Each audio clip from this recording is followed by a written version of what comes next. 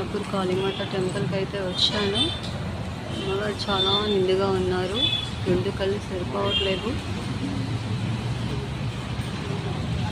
ఇక్కడ కాలభైరవ స్వామి వారు ఉన్నారు. ఇది టెంపుల్, ఇదంతా టెంపులే. ఇక్కడ కాలభైరవ స్వామి వారు ఉన్నారు. ఇదంతా వచ్చేసి టెంపులే. శుక్రవారం, మంగళవారం, అమావాస్య రోజు అయితే చాలామంది జనాలు ఉంటారు.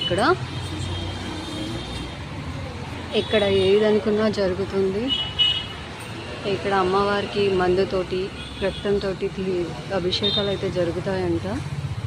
ఇక్కడ ప్రతి అమావాస్యకి ప్రత్యేక పూజలు ఉంటాయి.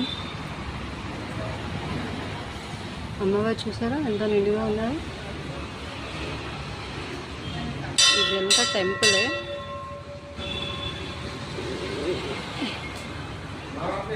ఇక్కడ రేణుకా ఎల్లమ్మ దేవి టెంపుల్, అమ్మవారి విగ్రహం ఉంది. ఇక్కడ వచ్చేసి నాగశిల ఉంది చూసారా. సరే పదండి పైకి వెళ్దాం.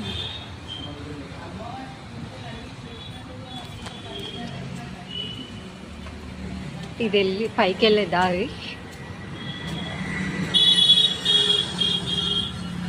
ఇక్కడ అమ్మవారి టెంపుల్ ముందనే పెద్ద శివలింగం అయితే ఉంది.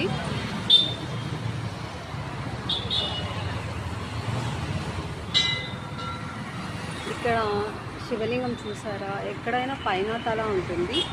ఈ స్వామివారికి మాత్రం కింద తల ఉంది.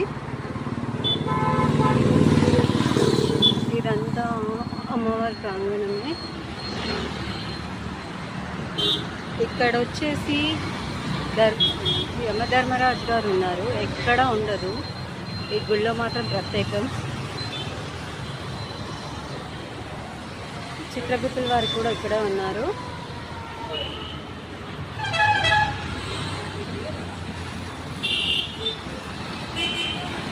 ఇక్కడ శ్రీ వీరాంజనేయ స్వామి వారు ఉన్నారు. ఈ స్వామివారు చాలా ఫేమస్.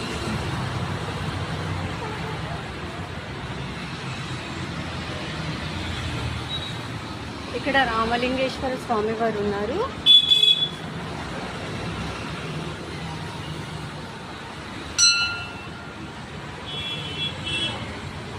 ఇక్కడ వచ్చి ఇంకా చాలా విగ్రహాలు ఉన్నాయి.